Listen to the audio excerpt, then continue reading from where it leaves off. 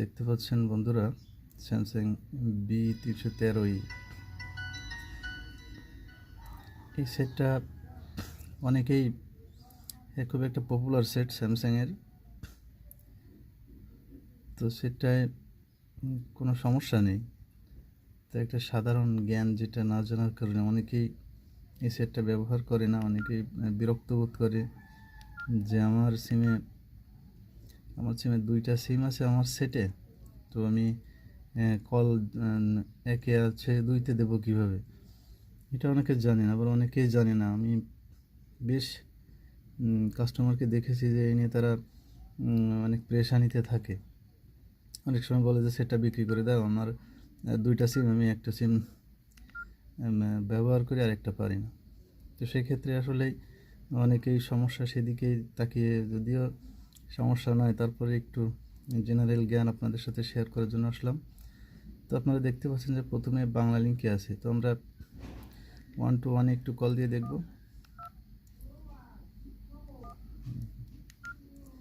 দেখেন যে বাংলা লিঙ্ক একেবারে সিম অনে ওইটা একটা ইসের মতো, একটা সবুজ একটা দাগের মতো হয়ে আছে, যে ওইটা যে কল যাচ্ছে বাংলা লিঙ্ক সিম থেকে সেটা বোঝা যাচ্ছে, একটা সবুজ একটা তো আমরা এবার কেটে দিলাম। কেটে দিয়ে আমরা দেখবো যে এবার 2 নম্বরে, তো ছোট্ট একটা বিষয়, শুধু একটা চাপ, যে আমরা হ্যাশ বাটনটা চেপে রাখবো। চেপে রাখলে হ্যাঁ, এবার দেখতে পাচ্ছেন যে আমাদের 2 নম্বরটা সিলেক্ট হয়েছে, দেখতেই পাচ্ছেন নিশ্চয়ই। তো হ্যাশ বাটনটা চাপলেই, একটু চাপ দিয়ে রাখলেই, একবারেই একটু সময় চেপে রাখলেই 2 নম্বরটা সিলেক্ট হবে। সেক্ষেত্রে এবার আমরা গ্রামীণে ডায়াল করতে পারবো *566#, সরি, *5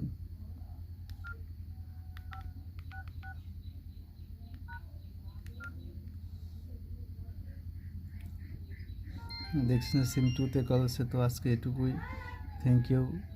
ভিডিওটি বেশি বেশি শেয়ার করবেন দেখার জন্য। আসসালামু আলাইকুম।